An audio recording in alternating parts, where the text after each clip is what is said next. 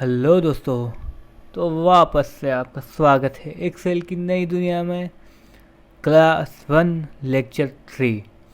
तो आज हम कुछ डेट के रिलेटेड कुछ फॉर्मूला सीखने वाले हैं जो आपकी लाइफ में रेगुलर डेज में या फिर बहुत कामों में बहुत जगह यूज़ आने वाले हैं। इसमें से कॉमन फॉर्मूले, लेकिन बहुत सारे लोग इसे यूज़ करते नहीं हैं। तो लेट्स बिना टाइम वेस्ट किए इसको स्टार्ट करते हैं।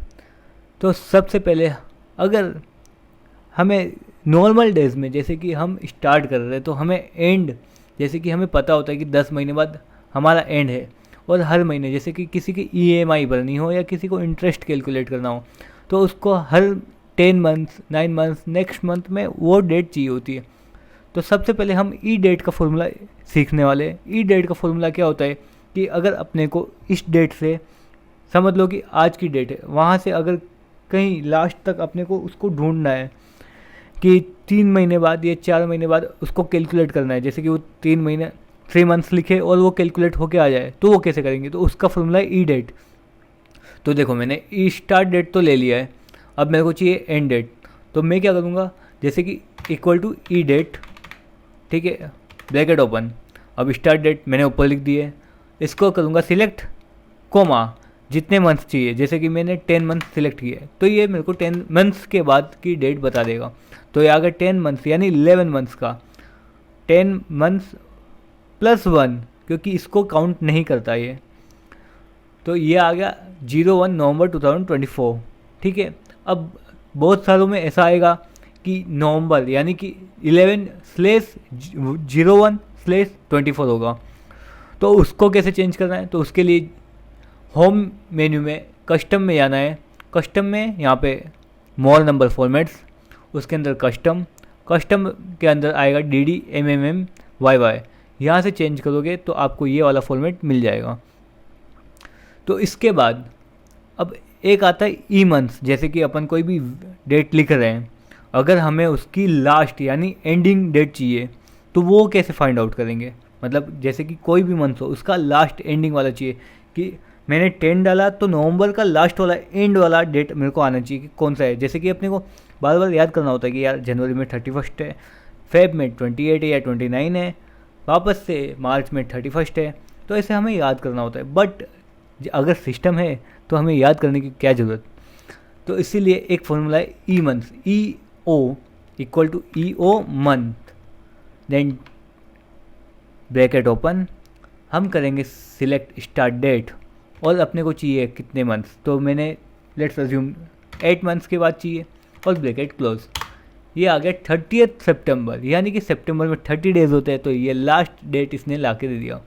अगर मुझे इसको चेंज करना है तो मैं यहाँ से देखो जस्ट लाइक कि 1 कर देता हूँ, देन एंटर। तो देखो 29 फेब 2024 में 29 फेब था। अब हर समय तो याद करने वाला है नहीं, क्योंकि 3 ईयर्स तक तो 28 आता है और लास्ट ईयर 29।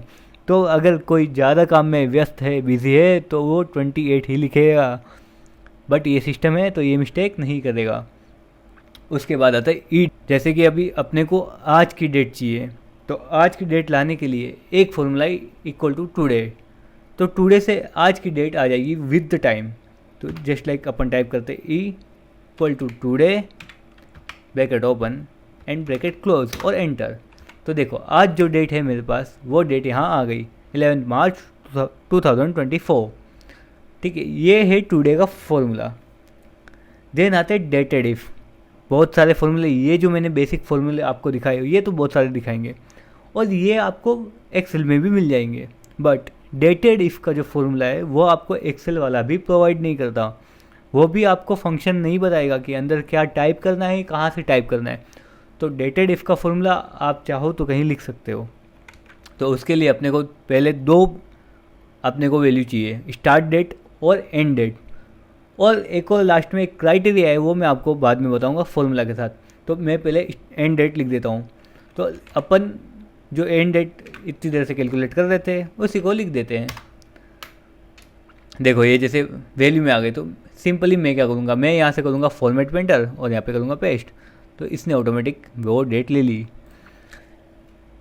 फॉर्मेट पेंटर अलग से एक फॉर्मूला या फिर बोलो फंक्शन दिया जाता है एक्सेल की तरफ से, जो कि बहुत ही काम में आता है, तो बहुत यूजेबल है और बहुतों ने यूज़ भी किया होगा। चलो अब डेटेड इफ़ का फॉर्मूला लगाते हैं, equal to DATED, dated if, जो कि ये एक्सेल में नहीं है तो ये आपको सजेस्ट भी नहीं करेगा कि क्या लिखना है क्या नहीं लिखना है। तो आपको ये स्पेलिंग ध्यान से लिखनी है, DATEDIF, then bracket open, then अपने को लिखनी है स्टार्ट डेट, यानी स्टार्ट डेट ये है, उसके बाद अपने को मारना है कोमा, देन अपने को लिखनी है एंड डेट, तो ये है एंड डेट। अब ये क्या करता है, ये अपने को डेट मतलब कितने डेज हो गए या कितने मंथ्स हो गए या कितने ईयर्स हो गए वो अपने को कैलकुलेट करके देगा। तो लास्ट वाला क्राइटेरिया यही है कि अपने को इन्वर्टेड कोमा में लिखना है या तो डी यानी डेज, एम यानी मंथ्स और वाई यानी ईयर्स। तो मैंने लिखा है डेज और मैं करूँगा ब्रैकेट क्लोज और ये मेरे को डेज ला के दे देगा, बट जो कि मैंने नंबर फॉर्मूला लगा के रखा है तो ये मेरे को डे कैलकुलेट नहीं करेगा। तो मेरे को जाना है नंबर्स में और यहाँ पे लिखूँगा मैं नंबर्स। तो ये देखो टोटल नंबर्स होते हैं 305, आप काउंट भी कर सकते हो 31, 29 ऐसे ऐसे करके, बट मैं वहाँ तक नहीं आ रहा हूँ। आप काउंट करना और मेरे को बता देना कि राइट है या रॉन्ग है, ठीक है। उसके बाद फिर एक आता है net working days. Net working days ये कैसे कैलकुलेट करता है, ये है सैटरडे और संडे को छोड़ देता है। जैसे कि बहुत सारे ऑफिसेस में सैटरडे संडे हॉलीडेज़ होते हैं, तो उसकी वजह से उनको जो डेज कैलकुलेट करने के लिए बहुत ऐसे क्या बोले अलग अलग फिर मैथमेटिक्स लगाने होते हैं। तो इसके लिए सिंपल सा फॉर्मूला है डेटेड नेट वर्किंग डेज। तो सिंपली करना है नेट वर्किंग डेज के लिए net working days comma start date अपने को लिखनी है जो भी अपन ने सिलेक्ट की थी वो, तो मैंने सिलेक्ट किया 1 जनवरी, देन कॉमा एंड डेट लिखनी है ये, और अपने को कर देना है ब्रैकेट क्लोज। ये अपने को नेट वर्किंग डेज ला के दे देगा। तो नेट वर्किंग डेज आ रहे 220, मतलब जितने बाकी बचे दोनों में से, जैसे कि प्लस ये और माइनस ये है, तो इतने अपने आ गए सैटरडे और संडेज़। अब देखो कोई कोई कॉर्पोरेट्स में ऐसे होते हैं जिसके हॉलीडेज़ अलग होते हैं, जैसे कि किसी के वेडनेसडे होता है, किसी का मंडे होता है, तो हम इसको भी अपन कस्टमाइज़ कर सकते हैं। कैसे इसको करना है, कोमा एंड हॉलीडेज़ जो है उसके अंदर अपने को टाइप करना है ब्रैकेट के अंदर या तो मंडे या ट्यूसडे, जैसे कि हॉलीडे है अपना, तो अपने को हॉलीडेज़ काउंट करने हैं। जैसे कि वेडनेसडे हो गया तो इक्वल टू W, बट ये वैल्यू में नहीं। अब इसका क्या है कि इसको किसी एक और फंक्शन के साथ हमें यूज़ करना पड़ेगा तब जाके ये काम करेगा, बट वो फंक्शन क्या है वो फंक्शन मैं आपको नेक्स्ट लेक्चर में बताऊंगा।